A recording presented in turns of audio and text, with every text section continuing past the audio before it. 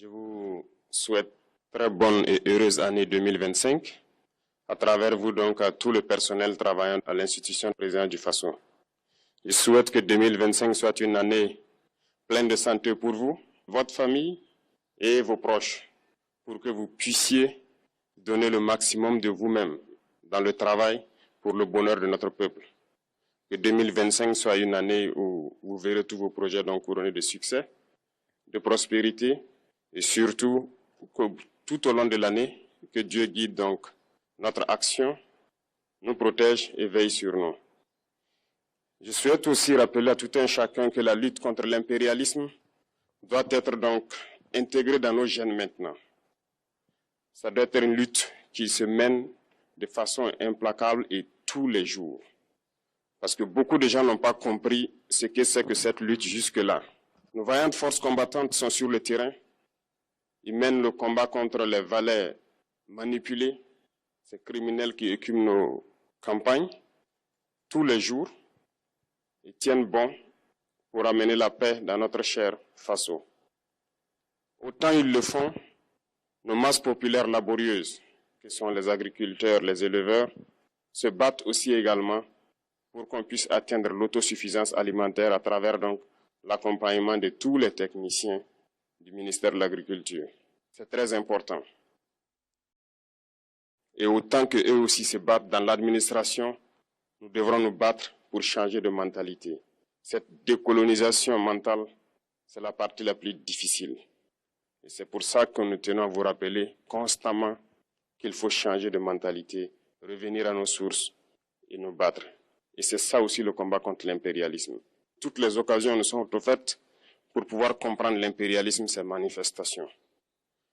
Quand je prends dernièrement les propos d'Emmanuel Macron sur l'Afrique, eh bien, tout Africain conscient devrait donc comprendre très vite tout ce qu'il a pu nous dire et qu'est-ce que ça signifie. Le général Tchiani a dit il n'y a pas longtemps du changement donc de tactique ou de stratégie des forces françaises en Afrique. Et je pense qu'il est venu le confirmer. Il s'agit de dissoudre et de garder un dispositif socle. Et Emmanuel Macron l'a si bien dit qu'on ne peut que le remercier pour cette sincérité. Même si certains ont voulu mettre la poudre aux yeux de leur population, mais la réalité finit par rattraper aussi. Ils ne partiront pas de certains pays. Ils ont juste dissous le dispositif. Vous ne les verrez plus dans des bases, mais dans les ambassades, ils seront là. Ils vont constituer des sociétés de sécurité pour sécuriser leurs sociétés qui existent dans ces pays-là. Mais les soldats seront là. Mais vous ne les verrez plus en tenue ou rassemblés dans des bases. C'est tout ce que ça veut dire. Ils vont se réorganiser, mais seront là. Il a parlé de politesse vis-à-vis de certains chefs d'État en leur donnant la primauté d'annoncer donc la rupture ou le départ des forces françaises. Ça nous importe peu, on peut dire. Mais tout ce que nous savons, c'est que si vous voulez une rupture avec ces forces impérialistes, c'est simple, on dénonce les accords. Tout commence par là-bas. Et je pense que l'exemple du Tchad, en tout cas, est palpable. Ils ont commencé par dénoncer les accords. Sinon, si on ne dénonce pas les accords, juste dire que les bases quittent, on n'a rien fait. Parce que le problème se trouve dans les accords coloniaux de défense qui ont été signés depuis l'indépendance. Le plus dangereux n'est pas ceux-là que vous voyez dans les bases. Le plus dangereux, ce sont les conseillers militaires. Les conseillers militaires existent dans tous ces pays. Ils ont existé au Burkina aussi jusqu'en fin 2022, jusqu'à ce que nous prenions nos responsabilités. Et qui sont ces conseillers militaires? C'est ceux-là qui sont censés mettre en pratique la politique de la France ici. Ils doivent travailler à rendre nos armées très faibles pour que la France puisse toujours avoir l'argument d'exister ici. Sous Blaise Compaoré, ils avaient réussi. Nos sentinelles prenaient donc la garde avec des bâtons. C'est ça que la France veut de nos armées. Lorsque nous arrivons à cette étape, nous n'avons pas le choix que de vouloir qu'ils viennent s'installer. Mais l'armée burkinabé a réussi à un moment donné à se débarrasser des conseillers militaires. Malheureusement, je pense qu'en 2019, après l'opération au Tapuanou, où ces Français ont vu que l'armée burkinabé avait encore une capacité de réagir au terrorisme, ils ont appelé le chef d'état-major en France, ils l'ont instruit de reprendre les conseillers militaires dans toute la structure. Eh bien, il n'a pas accepté, mais au retour au pays, les politiques l'ont instruit d'accepter les conseillers militaires.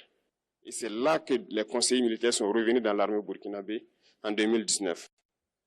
Avec toutes les conséquences qu'on connaît, l'armée était en train de disparaître dans les années 2020-2021. Et d'ailleurs, c'est le moment où beaucoup de militaires ont dû déserter parce qu'il n'y avait plus d'espoir. On était en train de s'effondrer. Voilà un peu comment ils travaillent. À l'état-major général des armées, dans tous les états-majors d'armée, dans les écoles, c'est eux qui sont censés dicter la politique de notre armée. C'est eux qui nous disent combien recruter, quand recruter et qu'est-ce qu'il faut en faire. Ils sont dans les écoles pour nous dire comment il faut les former et ainsi de suite. Tant que ces conseillers militaires sont là, vous n'êtes pas indépendant. Votre armée aura juste l'apparence d'une armée qui sera là en train de faire des parades, du cirque. Mais lorsque viendra la guerre, vous vous rendrez compte que la parade, c'est une chose, mais la guerre, c'est une autre chose. Il faut rompre les accords. C'est la seule façon d'avoir une armée indépendante et se construire, être fort. Mais beaucoup de gens ne le comprennent pas peut-être. Et même avec ces accords, la France choisit dans nos États des élèves officiers pour aller les former. C'est à travers ces mêmes accords. Mais en réalité, ces officiers qui partent se former pour la plupart, pour la France, ils viennent pour servir l'État français dans leur pays. Ils ne viennent pas pour servir nos pays. Ils les forment pour qu'ils viennent servir les intérêts de l'État français. J'en veux pour preuve.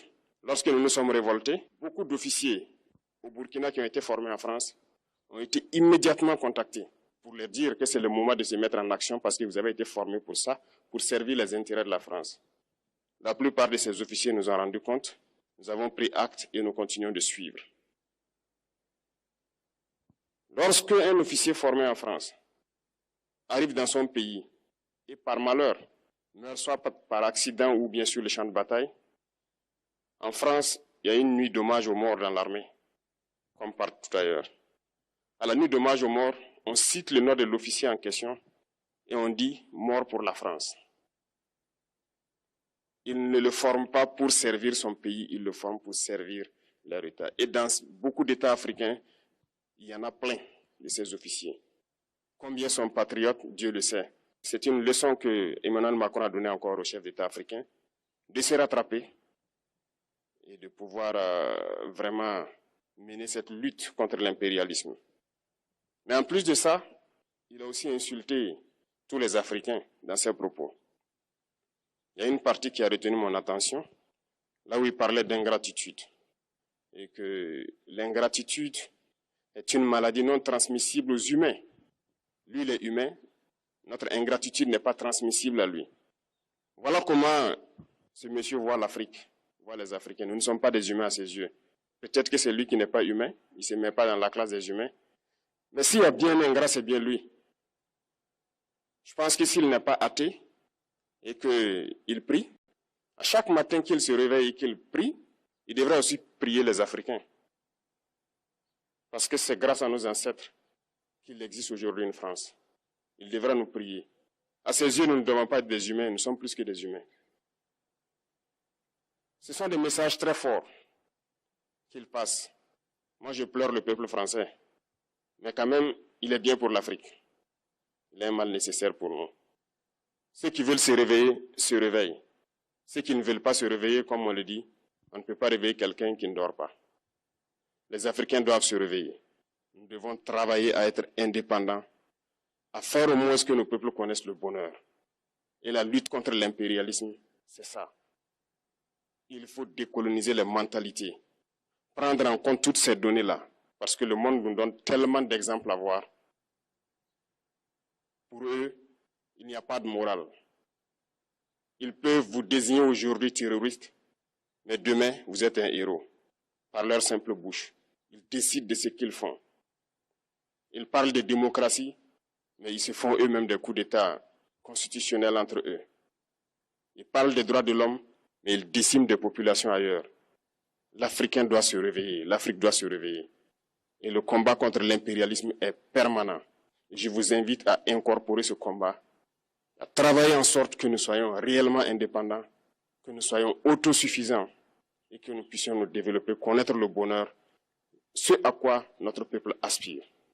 Merci, je vous souhaite une très bonne journée, une très bonne semaine et une très bonne année. Et que, à la fin de cette année 2025, en faisant la rétrospective, nous devrons nous dire que nous avons apporté un grand plus à notre nation. Merci beaucoup à tous, que Dieu vous bénisse et que Dieu protège notre chère patrie. La patrie ou la mort, nous vaincrons.